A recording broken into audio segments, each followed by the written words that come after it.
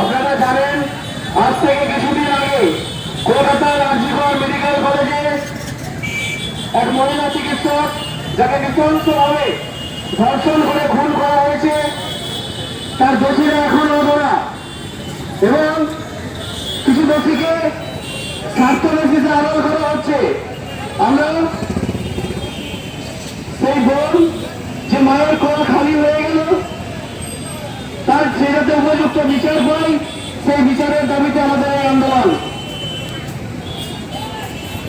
আমাদের এই আন্দোলন কোনো ব্যক্তির বিরুদ্ধে নয়, আমাদের আন্দোলন শুধুমাত্র বিচার পাওয়ার উদ্দেশ্যে।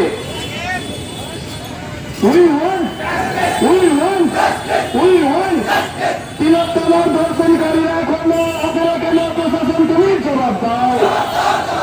তিলোত্তমার ধর্ষণকারীরা এখন আপনারা কেন প্রশাসন তুমি জবাব দাও।